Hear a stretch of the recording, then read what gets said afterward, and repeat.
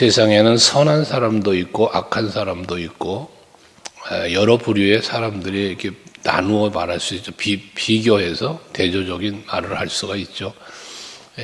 근데 나를 중심으로 생각해 보면 나에게 유익을 주는 사람이 있는가 하면 나에게 악을 끼치는 그런 나를 해하는 해롭게 하는 사람도 있겠죠. 오늘 다윗은 바로 자기 자신에게 악을 행하는 자기를 해하려고 하는 무리들로부터 자기 자신을 보호받고 지켜달라고 기도하는 모습 내용의 시편이라고 말할 수 있겠습니다.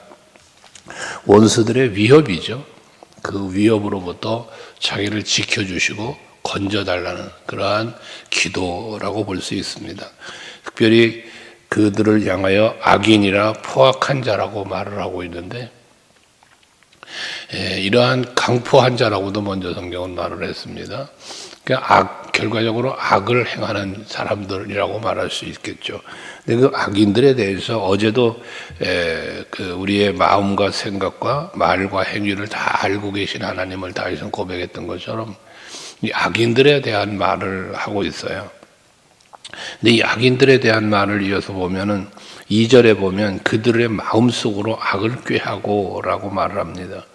그 마음의 생각이 항상 악할 뿌림을 보시고 홍수 심판 때 그랬잖아. 사람들의 생각이 항상 악했다. 악이 가득 차는데 세상에 악이 가득 찼다는 거예요. 근데 그 악이 가득 찬 출발이 어디냐? 그 마음의 생각이 악했다는 거예요. 근데 오늘 여기 2절에서 다윗도 말하는 것을 그 마음속으로 악을 꾀하는 자들, 이 악인이 되고 포악한 자가 되어지는 시작이었다는 것입니다. 그래서 우리의 마음에 무슨 생각을 갖느냐가 그렇게 중요하다고 늘 말씀드리는 거예요. 내 마음속에 선을 생각하면 선이 나오는 거예요. 지난 주일날도 말씀드렸잖아요. 악을 품으면 악이 나오는 거예요. 그래서 언제나 여러분의 마음을 잘 다스려야 되는데 내 마음 내가 못 다스린다 그랬잖아요. 내가 내 마음은 나도 내 마음 모르겠다고 할 정도니까 다스리지를 못한단 말이에요. 이걸 다스릴 수 있는 힘이 성령의 충만으로만 가능하고 말씀으로 무장되지 않으면 불가능한 게 내 마음을 다스리는 거예요. 여러분들이 마음을 악을 꾀하지 않으려면 내 안에 예수가 계시고 내 안에 성령이 계시고 내 안에 말씀이 계셔야만 그런 일이 벌어지지 않는단 말이에요. 복 있는 사람은 악인의 꾀를 따르지 않는다잖아요. 그 꾀가 뭡니까? 마음의 생각이에요. 뿐만 아니라 3절에 보면 뱀같이 그 혀가 날카롭다. 그 입술 안에 독사에 독이 있다라고 말합니다. 이 입술은 혀는 말이잖아요. 혀, 입술, 말을 말하는 건데 말에 뭐가 있냐? 독사에 독이 있답니다. 이 독사의 독은 뭐 하는 거예요? 사람을 죽이는 거잖아요. 뱀이 하와를 유혹할 때 이게 사단의 도구가 된 뱀인데 결과적으로 뭐 하는 거예요? 죽이는 거예요.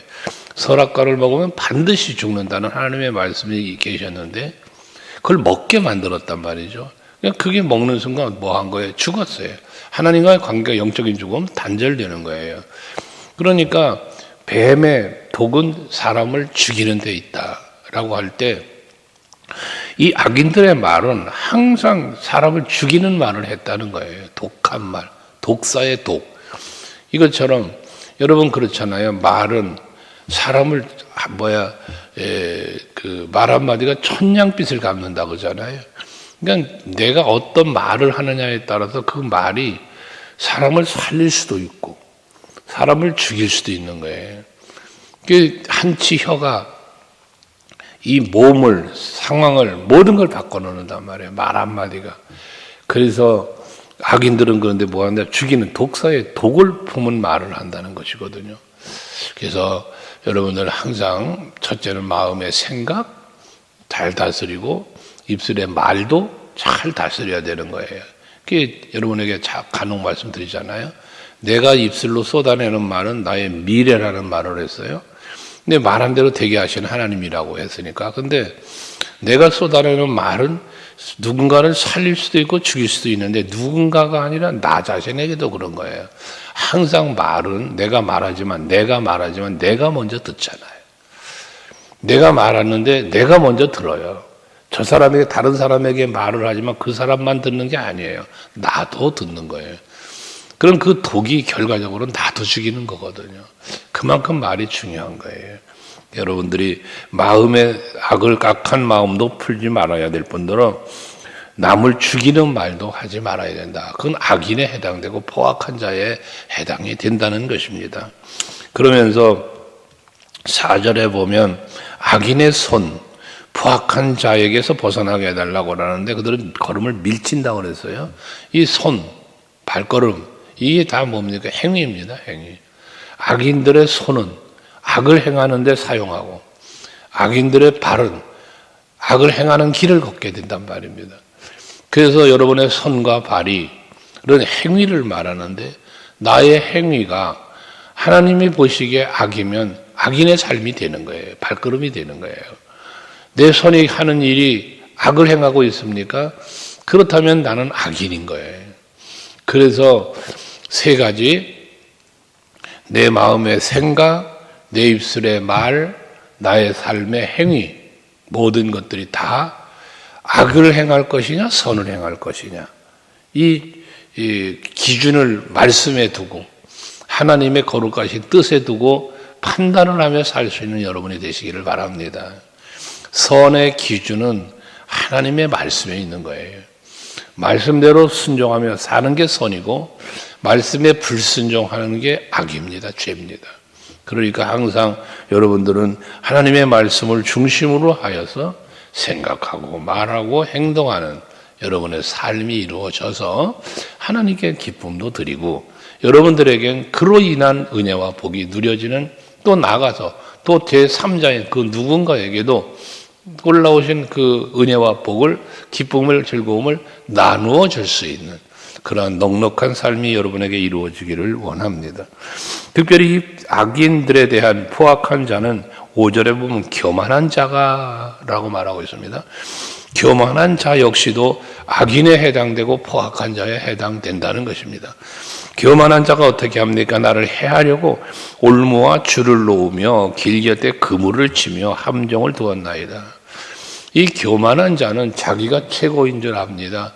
자기가 강한 줄 압니다. 이 교만한 자는 결과적으로 다른 말로 말하면 착각에 빠져 사는 겁니다. 교만은 스스로가 자기를 높이는 거예요. 근데 그렇다고 자기가 높아집니까?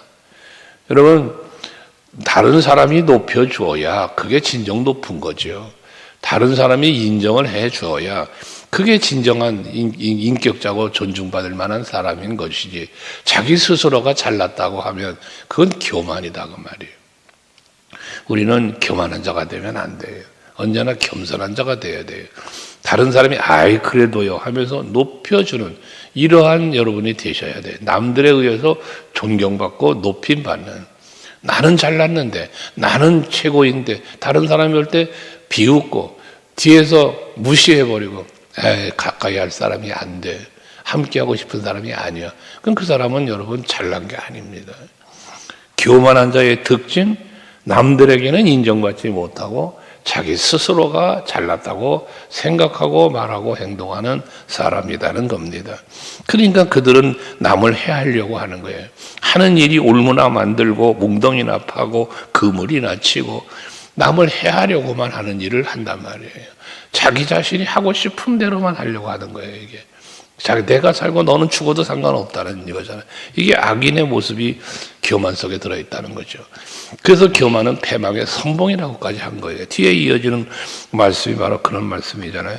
근데 아무리 악인이, 포악한 자가, 교만한 자가 이렇게 다윗을 해하고 죽이려고 덤벼들고 올무를 놓고 그물을 치고 웅덩이를 파고 별짓을 다 해도 6절에서부터 8절까지 보시면 내가 여호와께 말하기를 주는 나의 하나님이시다. 그러니까 하나님이 다윗의 하나님이 되셨단 말이에요. 여러분들의 하나님이시잖아요. 하나님은 여러분의 하나님이, 나의 하나님이세요. 나의 하나님이시니까 무슨 일을 하십니까? 나의 간구하는 소리에 귀를 기울이소서. 그러니까 나의 하나님 앞에 내가 기도하면 나의 하나님은 응답해 주시다. 귀를 기울이신다는 건 단순히 듣는다는 걸 말하는 게 아니라 들으시고 뭐 하는 거예요? 응답하시는 거예요. 그러니까 하나님은 나의 하나님이 되셔서 내가 무슨 기도를 하든지 나의 하나님께서는 나의 기도를 들으시고 응답해 주신다는 고백이지 않습니까? 뿐만 아니라 7절에는 내 구원의 능력이신 주 여호와여 그래요. 그러니까 내가 지금 이 원수들에 의해 포악한 자, 교만한 자들에 의해서 지금 위협을 받고 있어요. 죽을 위협을 받고 있어요. 그런데 그런 가운데서 나를 나를 건져주시는 거예요. 지켜주시는 거예요. 그건 뭐다? 나의 구원의 능력이신 주 여호와. 즉, 나를 이 악인들의 위협 속에서 지키시고 구원해 주시리는 오직 여호와라는 거예요. 내 구원의 능력은 힘이잖아요. 그런 힘이 여호와께 있다는 거예요. 그러니 다윗과 함께 하신 하나님은 언제나 승리를 주셨지 않았습니까? 그것처럼 오늘날 우리에게는 예수가 계시고 성령이 계시고 그 이름이 우리에게 주어져 있으니 우리는 그 이름의 권세를 힘입고 기도하면 응답 주시고 그랬잖아 예수님이 너희가 내 이름으로 무엇이든지 구하면 내가 시행하리라. 예수의 이름의 권세를 우리에게 주신 거예요. 기도하면 주시는 거예요. 또 힘들고 어려운 일이 있을 때 하나님 앞에 나와 기도하면 하나님이 다 응답 주시고 모든 상황 환경 가운데서 나를 건지시고 지켜주시는 능력이 여호와께 있다는 사실을 여러분들도 고백할 수 있어야 돼요. 그래서 전쟁의 날에 주께서 내 머리를 가려주셨다. 전쟁의 날 창이 날라오고 칼이 휘둘러지고 생명이 위협하는 상황이 전쟁이잖아요. 그때에 주께서 내 머리를 가려주셨다는 거예요. 이 머리는 생명을 의미할 수 있잖아요. 목이 잘라지면 죽는 거예요. 목베임을 당하면 죽는 거예요. 머리 맞으면 죽는 거예요. 그러니까 그걸 하나님이 가려주셨다. 전쟁에 창이, 활이, 무기가 나를 공격해 올 때 그 무기가 나를 해하지 않도록 가리워 주셨다. 하나님의 보호가심 속에 있는 거지 않습니까? 출애굽을 해서 애굽 병사들이 쫓아오고 홍해바다가 가로막혔지만 어떻게 했습니까? 하나님이 홍해바다 갈라놓으시고 건너가게 하시고 애굽 사람들은 못 따라오도록 물에 수작시켜 죽여버리시는 이 하나님이 가리우시는 거예요. 전쟁의 날에 가리우시는 거예요. 아스로왕 사네립이 18만 5천이라는 대군을 끌고 예루살렘에서 공격해 왔는데 그 당시 유다 왕인 히스기야 왕이 하나님 앞에 기도할 때 하나님이 그 전쟁 싸워보지도 않고 이기게 하시는 이게 하나님이 가리워 주시는 은혜입니다. 우리에게는 수많은 어려움과 환경들이 왔었고 지나갔고 앞으로도 또 어떤 일이 일어날지 몰라요. 그러나 하나님이 여러분을 때로는 가리워 주시고 품에 안으시고 지켜주시면서 모든 상황들을 다 헤쳐나갈 수 있도록 인도해 주실 줄로 믿으시길 바랍니다. 지난 날을 돌아보면 그때 그렇게 어려웠던 시대에도 하나님이 우리를 지켜주셨지. 그냥 보세요. IMF도 지나갔죠. 여러분 또 사스인가 뭔가 한번 또 바이러스 때문에 한번 고생했잖아요. 코로나 겪었죠. 여러분 지금도 여러 가지 위기를 말하는데 이 또한 지나갈 거예요. 왜? 하나님이 지켜주실 것이니까요. 여러분에게 이 확실한 믿음이 있기를 바랍니다. 그러면서 나의 하나님이 나를 위해서 이렇게 일하시는데 8절에 보면 여호와여 악인의 소원을 허락하지 마시고 그의 악한 꾀를 이루지 못하게 하소서 그들은 스스로 높일까 하나이다. 저들에게 뭔가 되어지면 스스로 교만한 자들이니까 자기가 잘나서 자기가 스스로가 뭔가 이루었다라고 생각할 수 있으니 하나님 저들의 소원 들어주지 마세요 라고 말하고 있는 것입니다. 저들이 그 악한 꾀를 꾀하고 있는데 그게 이루어지지 않게 해주세요. 하나님은 그것을 되게도 할 수 있고 안 되게도 할 수 있잖아요, 여러분.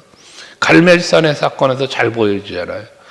엘리야 선지자와 바알 선지자, 아세라 선지자들의 이 대결, 불이 내려와서 임하는 신이 참신이라고 대결할 때에 하나님께서 저들로 하여금 불을 못 내리게 하면 불이 안 내려오는 거예요. 그런데 엘리야가 기도할 때 불이 내려왔잖아요. 이 하나님이 하시는 일이란 말이에요.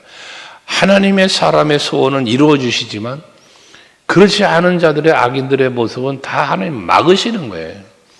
이게 하나님이 하시는 일인 것입니다. 그 성경에 보면 하나님의 사람은 형통하지만 악인은 망하리로다. 의인의 길은 하나님이 인정하시는 거예요. 인정한다는 말이 뭡니까? 그 길을 인도하는 거예요. 복된 길로 생명의 길로 인도하시는 거예요. 근데 악인의 길은 망하리로다예요. 그 뒤에 그 악인들이 망함을 이야기하고 있는데요. 9절 10절에 보면 나를 애워싸는 자들이 앞에 말한 악인 포악한 자 교만한 자예요. 그들의 머리를 들 때에 그들의 입술의 재난이 그들을 덮게 하소서. 그들의 입술의 재난이 뭡니까? 독사의 독을 품은 입술이라 그랬잖아요.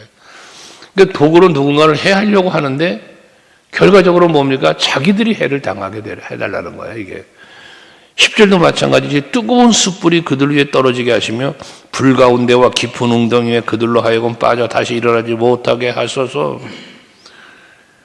저들이 다윗을 해하려고 위협하며 여러 가지 막 웅덩이도 받고 그물도 쳤고 막 올무도 놓고 그랬지 않았습니까? 근데 거기에 그 독사가 독 같은 말을 막 쏟아냈지 않았습니까? 근데 그들이 그렇게 그들이 거기 그들의 그 꾀에 그들의 그 계략에 스스로 넘어지게 해달라는 얘기죠. 에스더서에 보면 하만이라고 하는 사람이 모르드게 및 유대인들을 죽이려고 모략을 꾸몄잖아요. 장대를 높이 매달아 놓고 거기에 모르드게를 달아 죽이려고 했었어요.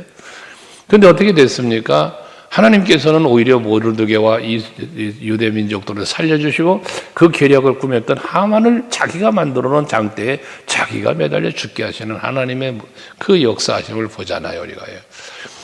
풀무불을 만들어 놓고 거기에 던져 죽이려고 했던 그 다니엘의 세 친구들, 하나님은 그들을 지키시고 오히려 모함했던 저들을 불살라 죽이시는, 다니엘의 사자굴도 마찬가지잖아요. 다니엘을 죽이려고 법을 만들고 그리고 사자굴에 던져 넣었지만 다니엘을 지키시는 하나님은 오히려 계략을 꾸몄던 모략했던 저들을 사자굴에 던져 죽게 하시는, 자기들이 만든 법과 악에 자기들이 죽게 만드는 이런 일들, 하나님이 하시는 일이란 말이에요. 그러니까 여러분, 반드시 의는 이루어지고 악은 망한다, 멸한다.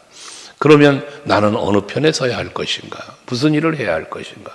의와 선을 이루며 사는 것이 지금은 손해보는 것 같고 지금은 참으로 지는 것 같지만 결과를 지나고 나면 결과는 어떻게 된다? 선이 이기고 의가 이기고 악은 패하고 망하고 만다라는 것입니다. 11절 이하도 마찬가지죠.